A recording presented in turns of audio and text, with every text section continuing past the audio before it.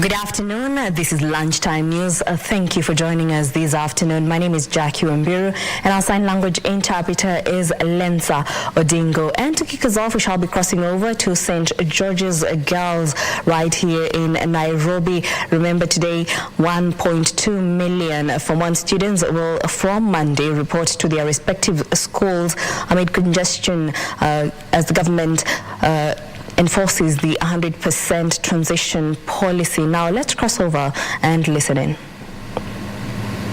The secondary schools is 22,244. We also did send money to all our primary schools, capitation money, which per pupil is 1,420. And the money that we were able to send to all our primary schools last week is almost 4 billion Kenya shillings. The only amount which we are to send once we get the necessary information that we require of those that have been able to register in junior secondary school is for junior secondary school, and the money is available from National Treasury, and any time from now, once we get the kind of information we require, we will also be able to send the money to all our junior secondary schools. And as I said the last time, the amount of money that we are sending to our junior secondary schools per student is 15,042 per student.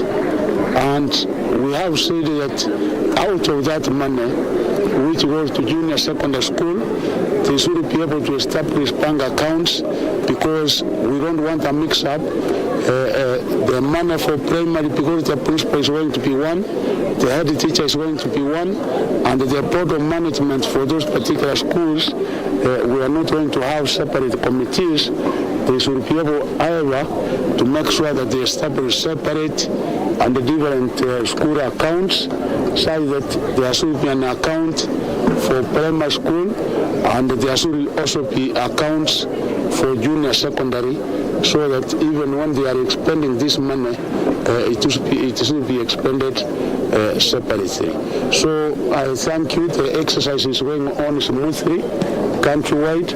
Our county directors of education, our regional directors of education, our sub-county directors of education are monitoring in each and every place in our country to ensure that the exercise goes on smoothly, and our students, Form 1, will be able to go on with their studies from today onwards. Thank you. Yes, you're talking about 100% transition to high school.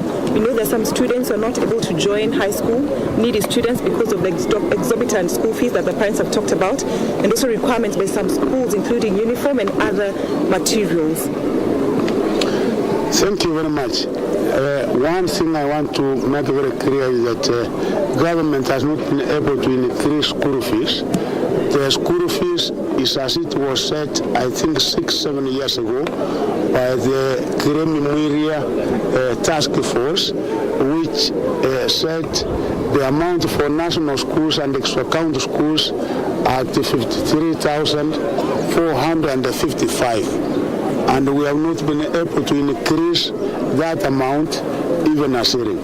Two, the amount for county secondary schools which are reporting is 45,000 Kenya shillings, as set in the Kremimiria Commission way back in 2017, and we have not been able to increase that school fees from the way it was set, even a shilling. And the other thing we are asking is that that money is not paid at one go. Like here today, it is categorized into three. There is some amount which is paid during the first term.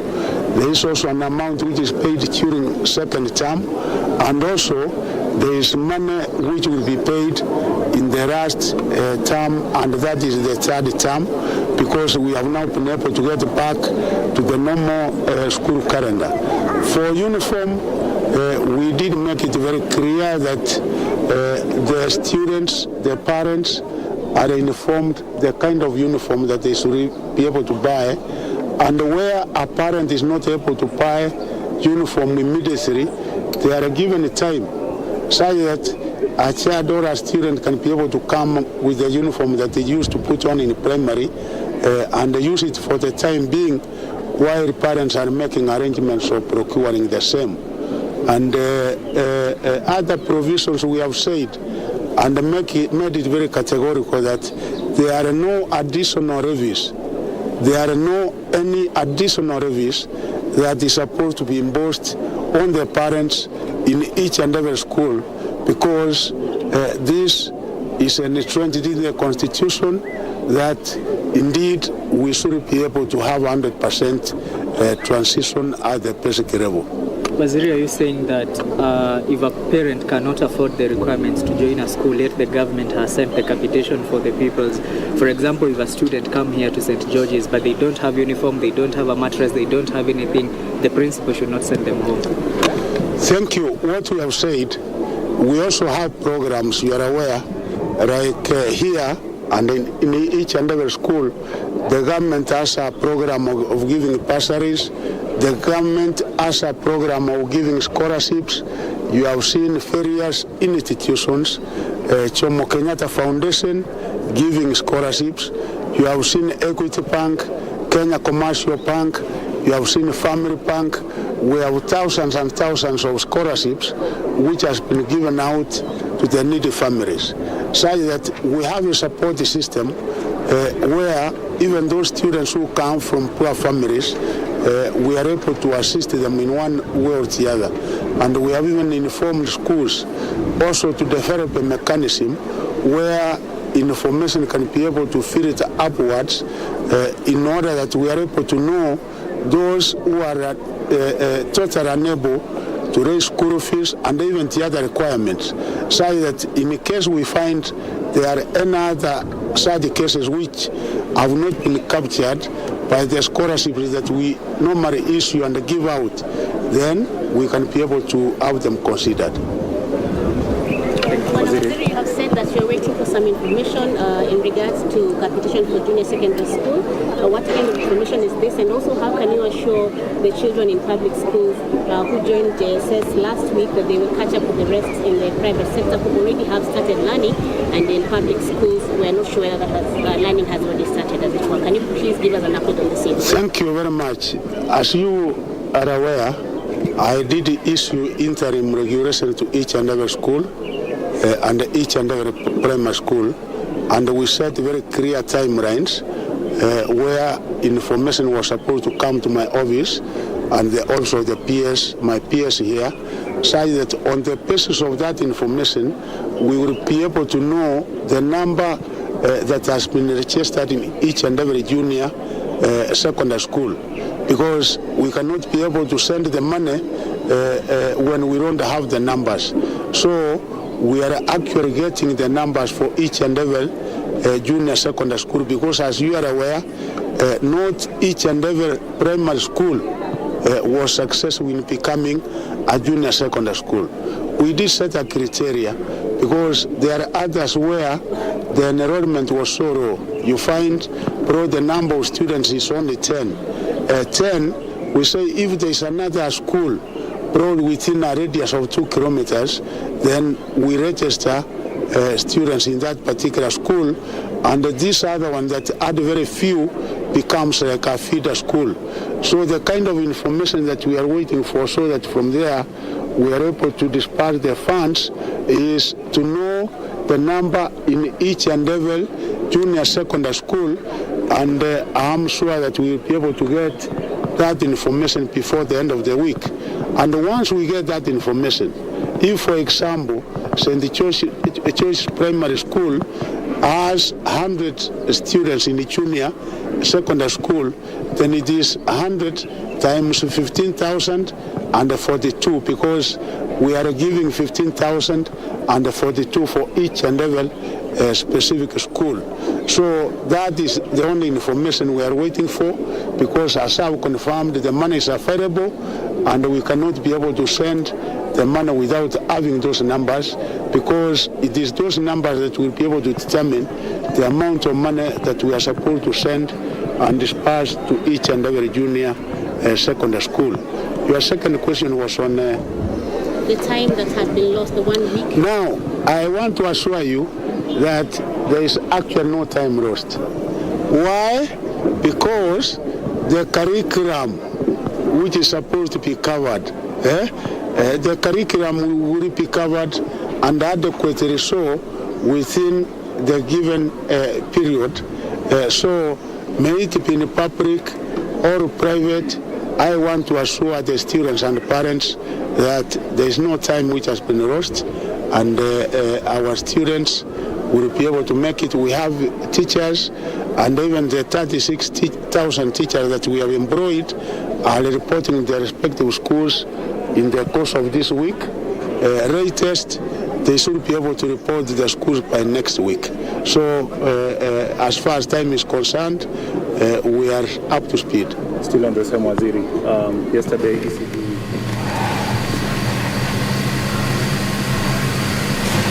Well, that is Education Cabinet Secretary Ezekiel Machogu on measures the government has put in place to ease the 100% transition policy. And now, still on the same, the 4-month students will be admitted to secondary school this week. This comes even as 30,000 newly hired teachers also report. And now we shall be crossing over to Mamangina Girls in Mombasa, and we shall be linking up with our reporter Michael Mwandiga for an update of the Form 1 admission process that is currently ongoing.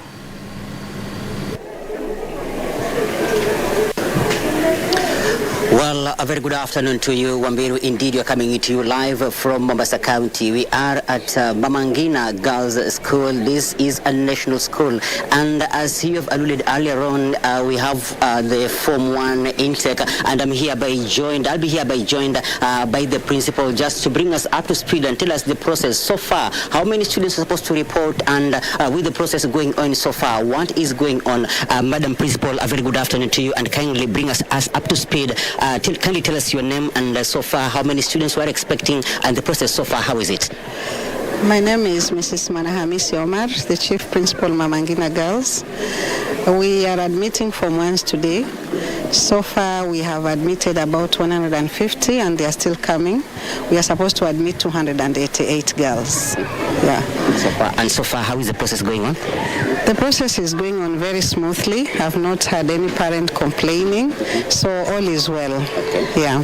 And matters to do with, are they complaining anything to do with school fees, or just bringing students and making sure everything is all right? Of course they are complaining because the economy has really gone down to most of them, but they are paying.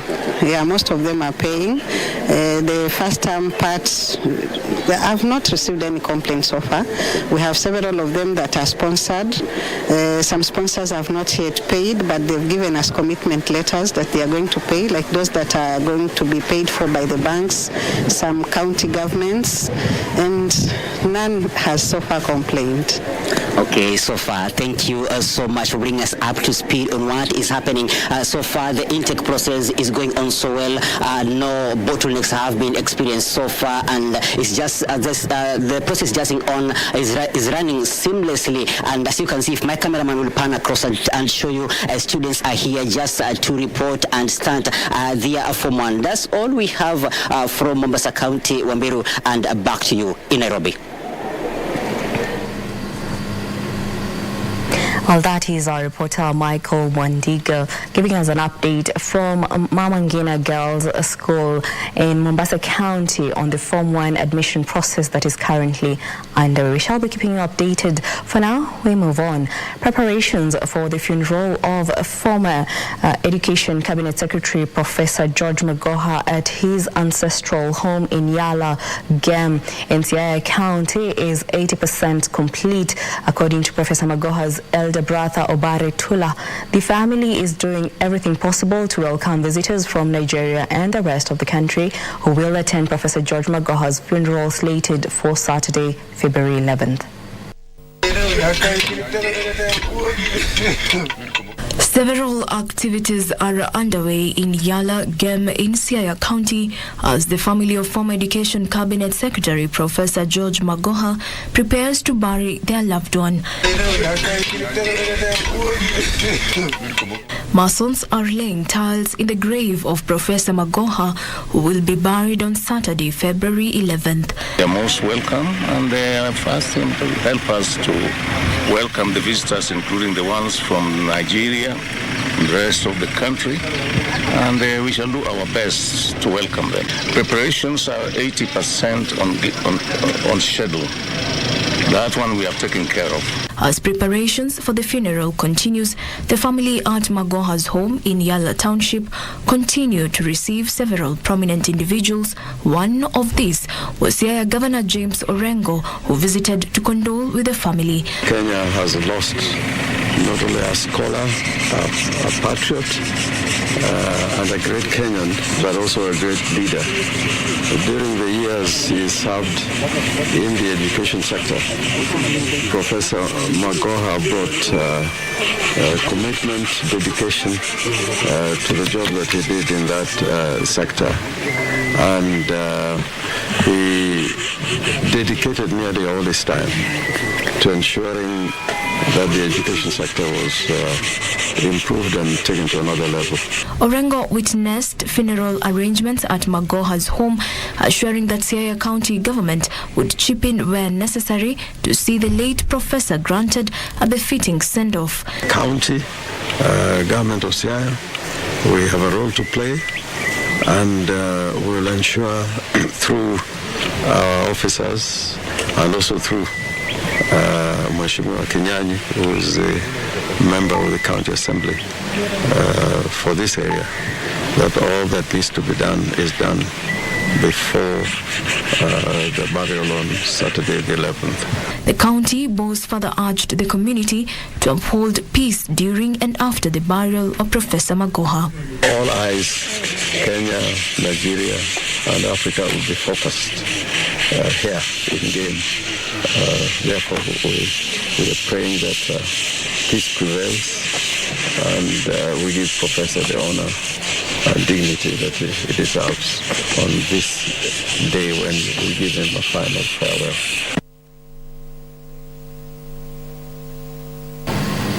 And now we cross over to Parliament buildings, where Majority Leader of the National Assembly, Kimani Ichung'wah, is issuing a statement on the legislative roadmap ahead of Parliament reopening. Now let's cross over to Parliament buildings and listen in. Where all political parties, including the parties in Azimio, are represented. Then one went to the Public Service Commission. That's the only tinkering we did with that law that was enacted under the handshake regime. Therefore, if Raila Odinga wanted to reject that law, he should have rejected it when they were drafting with Uhuru Kenyatta. They were the pushers and movers of that bill. If you go to the Hansard, myself and the leader of Majority Emeritus, Honorable Aden Duale, are on record, and I think the Honorable Murugara, warning them that what they were doing was unconstitutional. Even the manner in which the Parliamentary Service Commission was forced to take names that were only provided by Jubilee and ODM, and actually a faction of Jubilee, because remember, some of us then were still members of Jubilee. It was a faction of Jubilee that was led by Uhuru Kenyatta and Amos Kimunya that gave names. Therefore, if he's objecting to it, maybe should call his handshake brother and ask him what mess they did. And again, Kenyans need not worry about it, because the law is just to create a panel that will be able to interview the commissioners. And we have made sure we were so magnanimous that not Kenya Kwanza, not any particular party in the Kenya Kwanza coalition, not even UDA, has an advantage over the other political parties, even those within the Azimio coalition. And that's why the position that went to political parties went to the office of the Registrar of Political Parties and the Political Parties Liaison Committee, where all registered political parties sit and therefore have an opportunity to nominate a panelist. Our religious groups, the Interreligious Council, has an opportunity to nominate 2 panelists, just like the Parliamentary Service Commission will have 2. If Azimio wants to propose somebody, they sit in the Parliamentary Service Commission. They are represented in the Parliamentary Service Commission. Therefore, what people tell people in rallies out there and the truth are two different things, and that's why we must call out for their lies and their hypocrisy. Sydney, Krisha. Haya, ingine mbili. Pale nyuma. My name is Walter. Walter. Yes, I just wanted to ask how much did it cost just the process of induction in the Walter.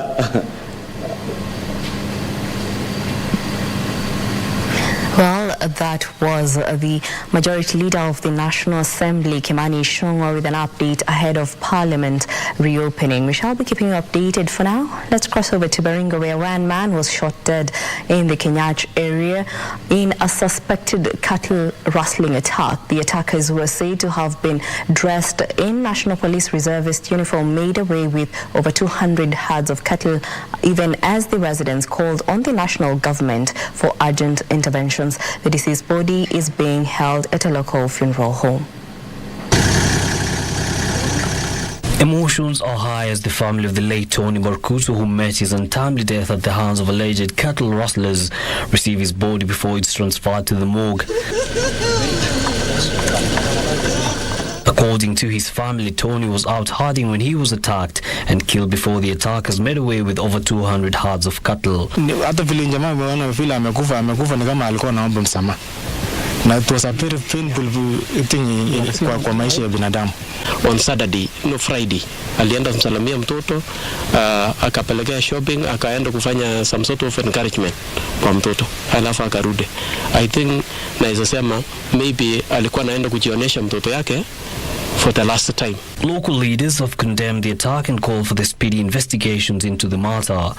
They are also petitioning the national government to find amicable solutions to avert further losses of life. Kila mwaka tunahusika vijana wadogo na tunazika na kusahau, na ile kitu hatari sana. Serikali tafadhali chunguzeni hii silaha imepewa NPR kwa Elgeyo Marakwet. Chunguzeni hiyo kitu. Tunataka kujua ni akina nani wako na silaha hizi. It's now time to act. We want to see action. The latest incident comes barely a month after Interior Cabinet Secretary Professor Kithure Kindiki toured the region and promised to restore the calm. Isufar reporting for Lunchtime News. In other news, police in Narok County are holding a suspect who was found in possession of 65 kilos of bang with an estimated street value of 1.8 million shillings. The suspect, Simon Githaiga, had reportedly stashed the narcotics in packages weighing a kilo each. Drugs. The police now believe that the drugs may have been destined for various parts of the country. Say they received a tip from members of the public who informed them of a notorious cannabis dealer in Narok town. Hii bangi si chakula, hii bangi si dawa, inadhuru afya na inaharibu maisha ya watu wetu. Hata kama kwako haijafika, nataka kukuomba sana, maana ikifika kwa jirani itakuwa imefika kwako.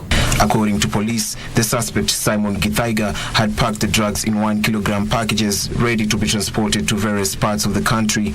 The illegal drug, he said, is transported using motorbikes to areas around town, saying at the time the police arrived, there were a number of motorbikes waiting to be loaded, but plans changed when they saw the police. The police commander asked residents to continue informing the police of suspected bang dealers, saying in the recent past they have arrested a number of people in possession of the drug. For Lunchtime News, I'm Alvin Kaunda. The judiciary is working towards diverting petty offenders from the criminal justice system by establishing courts for petty sessions in major urban areas to ease congestion. Speaking during a roundtable meeting with partners, the Chief Justice Martha Koome called upon partners to help establish subordinate courts within each constituency and a high court station in each county to enable easy access to justice. Koome says they are working to establish 100 fully established small claims court in the country within the next 5 years. While highlighting key priorities in the judiciary during a roundtable plenary with key partners, the Chief Justice Martha Koome emphasized the need for a people-centered vision. We are keen to having 100 fully established small claims courts in the country within the next 5 years.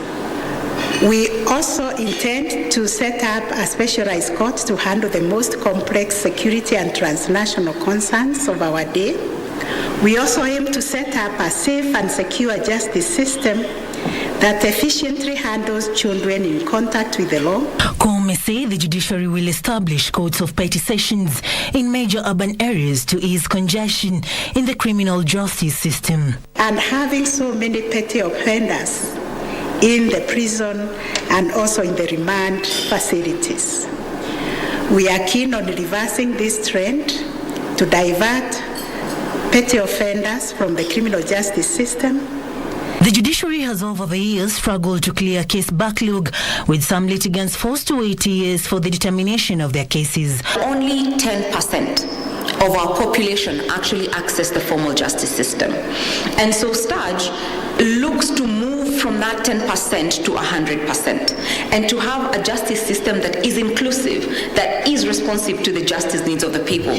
Also at the heart of ongoing reforms is staff welfare, which is considered a catalyst in efforts to ensure the smooth running of the third arm of the government. We are keen on putting in place systems that enhance staff wellness, which include setting up regional guidance and counseling centers, physical fitness centers, nursing rooms, and programs to support sensitization on drug and alcohol abuse.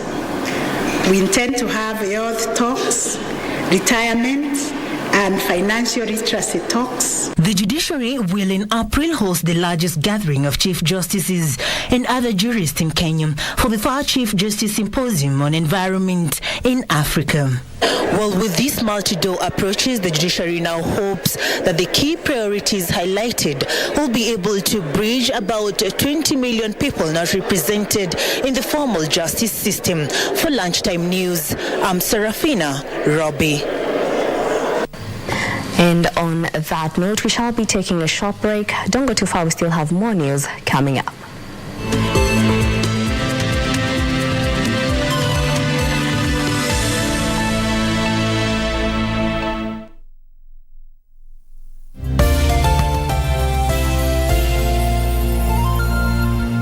To get Proverbs chapter 3 verse 5 as your skiza tune, dial star 811 star 967 hash. Trust in the Lord with all your heart and lean not in your own understanding. In all your ways, submit to Him, and He will make your path straight. Proverbs chapter 3, verse 5 to 6. To get Proverbs chapter 3 verse 5, dial star 811 star 967 hash. Star 811 star 967 hash. Why don't you want to understand that you actually... If you really want to help me with my work, then here, you have your second job. Why? What was the first one? It was to leave me alone. If I were you, I would feel much better if this veterinarian just disappeared. Yes, that's right. That love breaks you in two. What do you think? And have you both thought about getting married? Getting married? Reynaldo and I? Yes. Then we'll have to get creative, Serio. You must remember to plan for the good moments. We're doing it. We have to plan for it. You know there's no turning back now, right?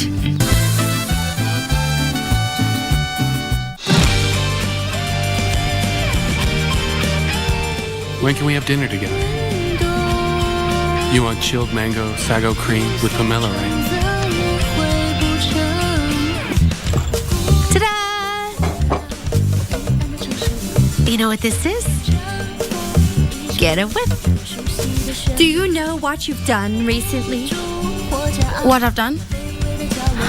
Vivian, it'll never happen again. I understand your predicament. But love can never be rushed or handled like this. You're not going to figure out, no matter how hard you try, right? So the best course of action is to not do anything you shouldn't do.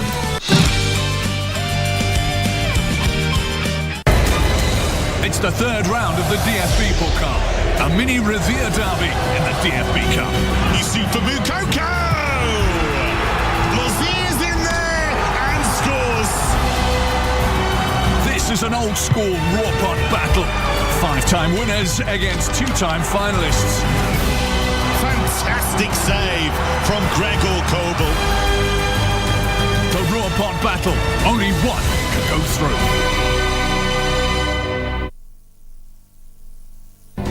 Do you have a news story to share with KBC? Get in touch swiftly on email news@kbc.co.ke or call 0723 892 654 or 0734 780 124.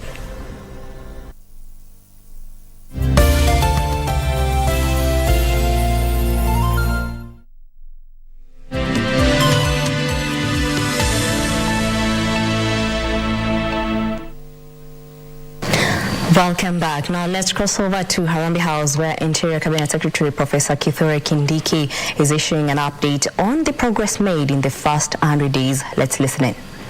The security challenges facing our homeland. To secure every part of Kenya, the government is committed to work with all stakeholders to develop locally generated but nationally implemented security priorities and solutions.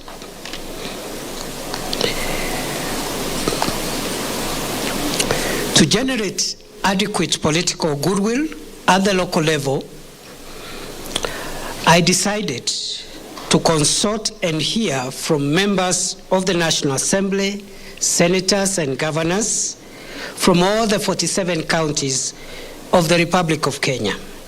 So far, I have completed physical consultative meetings here at Harambee House with members of the National Assembly, senators and governors from 25 counties, namely Tana River, Lamu, Taita Taveta, Garissa, Wajir, Mandera, Isiolo, Meru, Tharaka Nithi, Embu, Kitui, Machakos, Makueni, Kirinyaga, Turkana, West Pokot, Samburu, Elgeyo Marakwet, Baringo, Laikipia, Kajiado, Vihiga, Kisumu, Kisii, and Nyamira.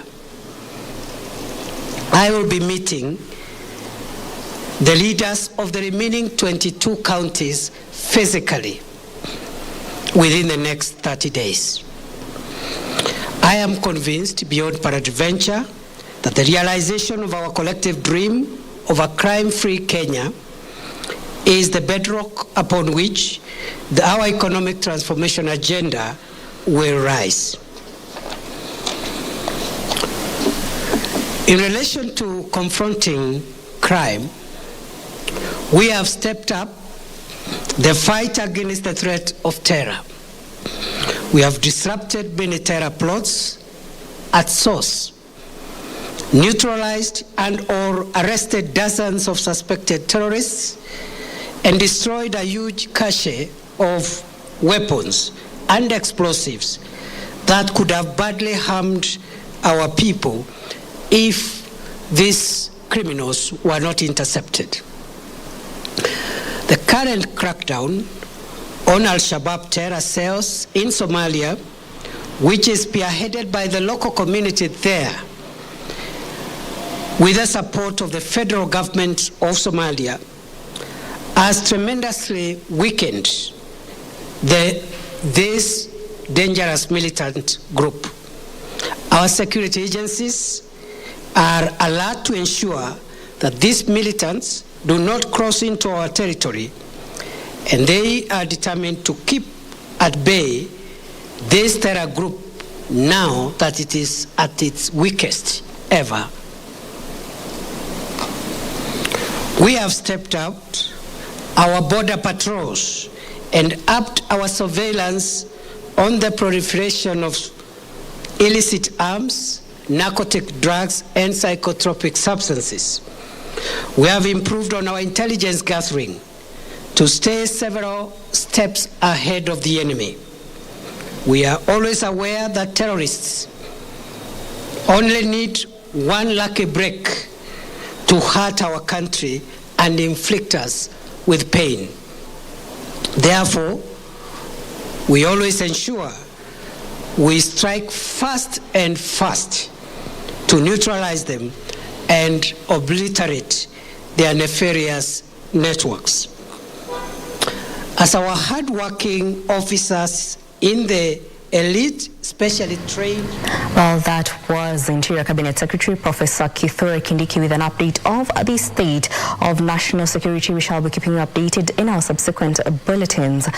Leaders in Kajiado County are rooting for tarmacking of Ongata-Rongai-Kitengela Road that connects Kajiado North and East constituencies. Leaders claim some of the major roads have not been allocated resources for the last 10 years, prompting contractors to abandon the projects. They say the 30-kilometer Ongata-Rongai to Kitengela Road has been in sorry state, leaving the residents without an alternative road but to grapple with heavy dust and large potholes. A section of local leaders said they will be sending a delegation to Cabinet Secretary in charge of roads over it. Apart from the Ongata-Rongai-Kiserian Road, locals want other satellite towns within the metropolitan area rehabilitated. Tumezungumza na baadhi ya makubaliano tumekuwa nayo ni kwamba sisi tutakaza kamba, tunaenda kwa waziri wetu wa mambo ya mabarabara na tunaenda kwa waziri, ndio waziri atafute suluhisho. Na nafikiri ile moja tumekubaliana, wananchi hawajadanganyana, hali ya barabara ni mbaya na haiwezi kuendelea ilivyo, na tumekubaliana kwamba sisi unless tukose solution tutaacha wananchi waendelee na maandamano. Imekuwa ni barabara. Siku ya leo tumepata mkutano mzuri na wabunge wetu wa kutoka Kajiado East na Kajiado North na MCA wetu. Tumepata mkutano ambayo wamesema ya kwamba watafikisha matokeo yao. Only 1 month to react, kwa sababu this is all we need. We are tired of these bad roads, na viongozi hapa wamekuja hapa na suti, lakini ukitoka pale nje imekaa vumbi, hata unashangaa umekuja kufanya nini? The Council of Governors has strongly opposed the proposal by the national government to review upwards water tariffs. This follows the implementation of the Water Resources Regulations of 2021 that became effective on February 1st, 2023 and could see consumers pay double for water. Kakamega Governor Fernandez Baraza says the water fee is too high and it will cripple many businesses in the country. There is no way we can spur economic growth when water is expensive. We as the Council of Governors, we are going to issue a comprehensive statement next week so that at least we challenge the Ministry of Water and the national government to look at the proposed tariff because it's going to be very punitive to wananchi. His statement was echoed by stakeholders in the water sector in Kakamega who asked for the fees to be retained, adding that many companies are already experiencing issues. The import of 5 shillings means that the national government requires 2.2 billion. So you can see the difference, it's excess. And ultimately, as water companies, we are regulated.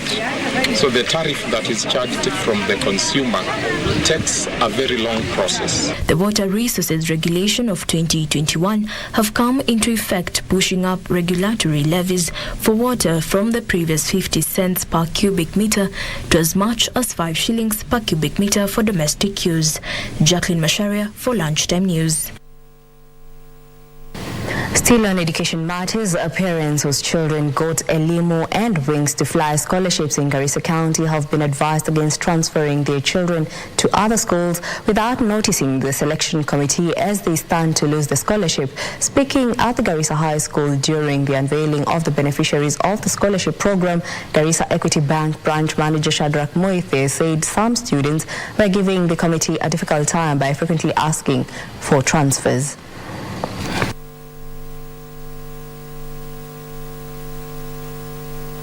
Tuko na out of school kadhaa, watoto hawaja report school na mzazi hajakuja kuripoti kwetu. Na remember tunalipa school fees. Hii program ni a comprehensive program whereby tunalipa school fees kwa ile shule ambayo umeitwa. Hata kama umeitwa wapi, tunalipa school fees. Tuna provide shopping kila term. Na pia transport tuna provide na pocket money kwa mtoto. Sijui ni shida gani ambao mtoto anaweza pata aache program kama hii. Leaders in Nyandarua have raised concern over the drying of Lake Olbolosat, which is the only natural lake in Mount Kenya. They say the drying of the lake that lies due to prolonged drought portends a doom on people and wildlife that depend on it. Nyandarua Member of Parliament Faith Gitao says 90% of Lake Olbolosat has totally dried up with only 10% of the water coverage area remaining. Hili ziwa limekauka kabisa na hatujawahi ona maneno kama haya. Imekuwa hivi, imekuwa ikipatia maji 4 counties, lakini saa hii halina maji, limekauka kabisa. Gitao said that the government should act speedily to ensure the lake is protected, noting that many people and wildlife depend on it. Hili ziwa ni nzuri sana la kulete tourists. Saa hii hakuna tourist anaweza kuja hapa kwa sababu hakuna kitu ya kuona. Hapa tumekuwa na ndege za angani zinatokanga nchi mbali sana, lakini saa hii hakuna hata moja tunaweza ona hapa, zote zilitoroka. She further asked the Ministry of Water to remove the mud layer on the lake so that when the rainy season comes, water may be harvested into the lake. Wana Nyandarua, we are insisting tukuje tusaidiwe kwa sababu ile kazi iko hapa kwa hili ziwa. Hata kaunti ya Nyandarua yenyewe ikiachiliwa haiwezi fanya kazi, haiwezi angalia hii maneno ya hii maji peke yake, hawana hiyo capacity. Michael Moshiri, a resident of Nyandarua County, pleaded with the national government together with the county government to rehabilitate the lake so that all dependents of the lake can survive and the beauty of the lake restored. Wanyama wameangamia, ndege wameangamia, kiumbe chochote ambacho kuwa kinategemea hii maji kimeangamia. Hundreds of people have been reported dead and several more injured after a huge earthquake struck southeastern Turkey near the Syrian border. This may be Turkey's largest earthquake on record, as strong as when that happened over 80 years ago. The 7.8 magnitude earthquake struck in the early hours of Monday, and dozens of aftershocks have been felt in the hours since. Millions of people across Turkey, Syria, Lebanon, Cyprus and Israel felt the earthquake as the epicenter was near the Turkish city of Gaziantep. Turkey has since declared a state of emergency, urging people not to use mobile phones to allow the rescuers to coordinate. Rescuers are racing to save people trapped beneath the rubble after hundreds of buildings collapsed in both countries. Early statements from officials in Turkey and Syria put the death toll at more than 400, which is more likely to rise.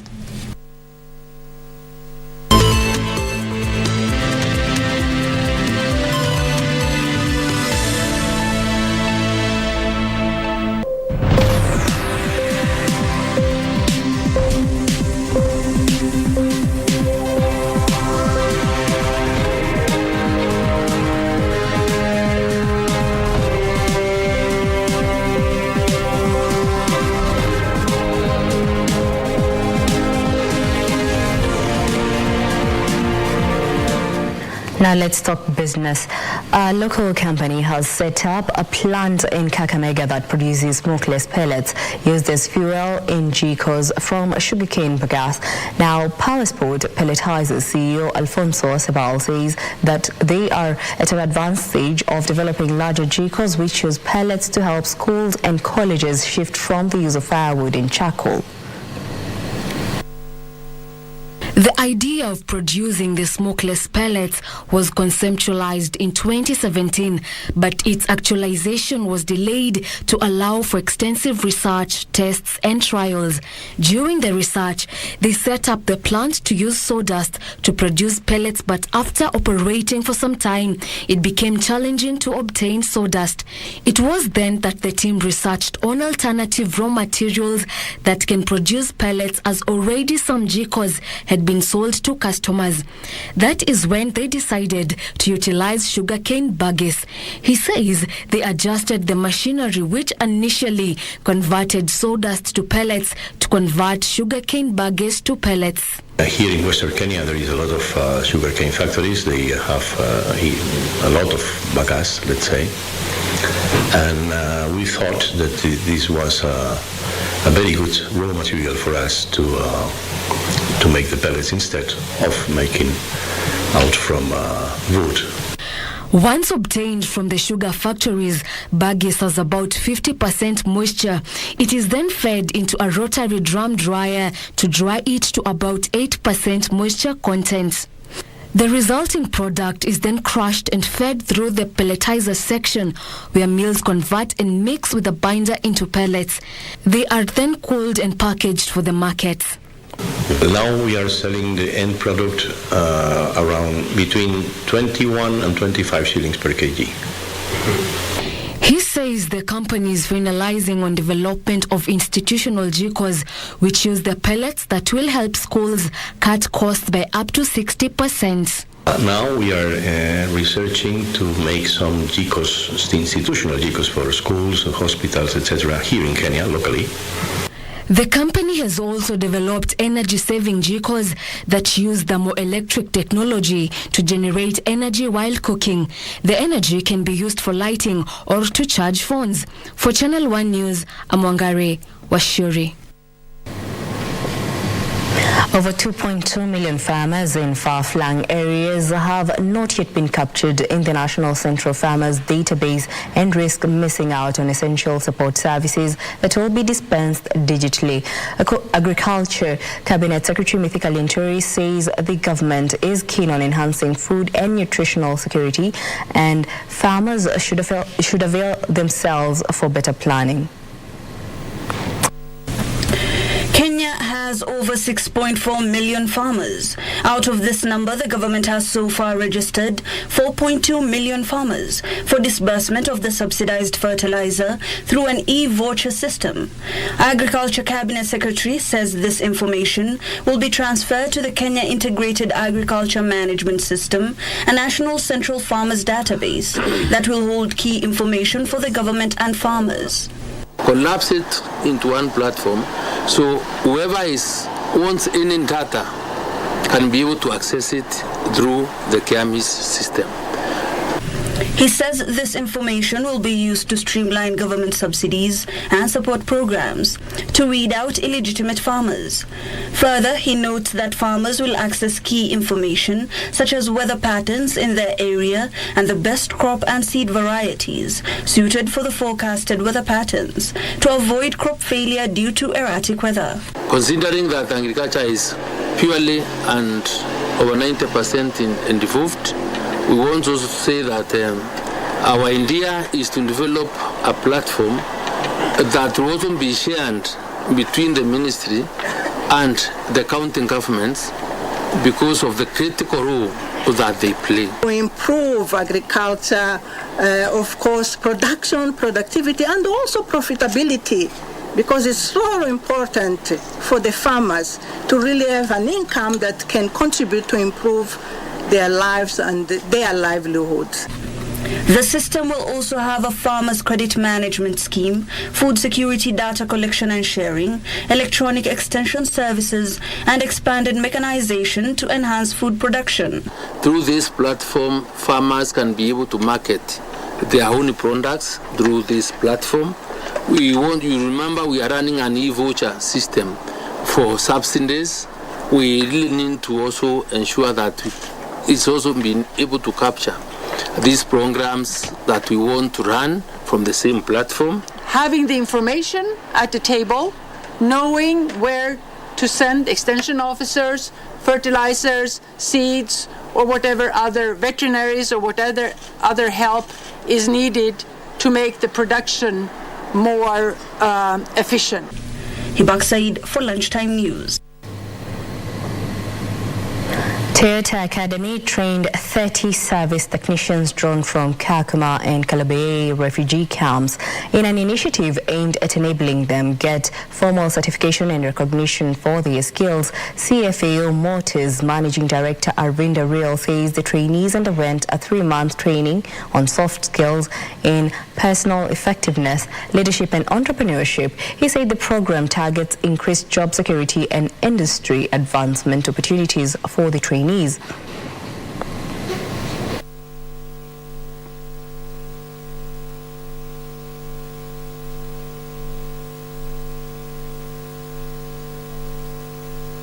CFAO Motors is keen on opening more fronts to contribute to the communities under the programs in the foundation. And this will involve, and has already started, partnering with the county governments to provide training and upskilling programs to young men and women. We are getting groups from marginalized regions to come and participate in economic building. Not to mention that we are even taking of the disadvantaged group like the refugees. Very, very good. Tesla co-founder Elon Musk has been cleared of wrongdoing for a tweet in which he said he had funding secured to take the electric car maker back into private ownership. Shareholders argued he misled them with his post in August 2018 and had them lose billions of dollars. Here are the details of these and other stories making headlines from across the globe. The proposed $72 billion Tesla buyout never materialized. If found liable, Musk could have been ordered to pay out billions in damages. The U.S. Securities and Exchange Commission sued Musk over his tweets, accusing him of lying to investors. Musk agreed to step aside as Tesla board chairman and settle for $20 million. Musk welcomed the outcome, taking to Twitter, the social media platform he bought for $44 billion last October, expressing his happiness. Elsewhere, world's largest gold mining corporation Newmont has made a $16.9 billion offer for Australian peer Newcrest Mining Limited to build a global gold behemoth. Although investors and analysts said it undervalued the target amid a leadership change, the Australian gold miner said that it was considering the all-share proposal in a filing that was a response to media speculation over the weekend. The initial feedback from shareholders is that they wanted a higher price. Finally, third-party retailers in China are offering discounts of as much as 10% on Apple iPhone 14 Pro amid sluggish demand for smartphones. China's smartphone sales in 2022 clocked in at 286 million, the lowest level in a decade, with sales in the fourth quarter sliding 14% due to poor demand, according to research firm Canalys. Apple sales tumbled 24% in the quarter, in part due to an early release of the iPhone 14 series and in part due to supply chain issues caused by workers' unrest at contract manufacturer Foxconn.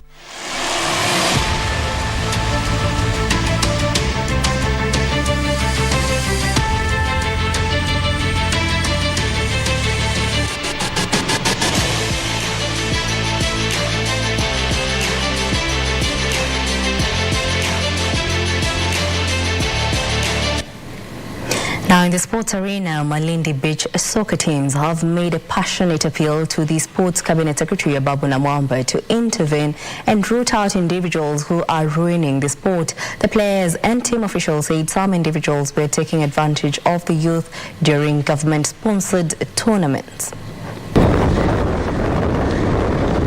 Jamal Hassan, the organizing secretary of Malindi Tarang Beach Soccer, said beach soccer, which has 4 years been played at Malindi Beachfront, not only promotes soccer but helps in preventing youths from getting into drugs and alcoholism. Rais wetu Ruto, uangalie sisi watu wa Malindi jinsi gani utatusaidia, utupatie ndia ya kusaidia vijana watoe katika mihadharati, usaidie vijana katika kupata kazi, usaidie vijana wawe katika viongozi wa baadaye. Bila msaada wa serikali kuu, tunakuomba serikali kuu, ndio tunategemea kwako.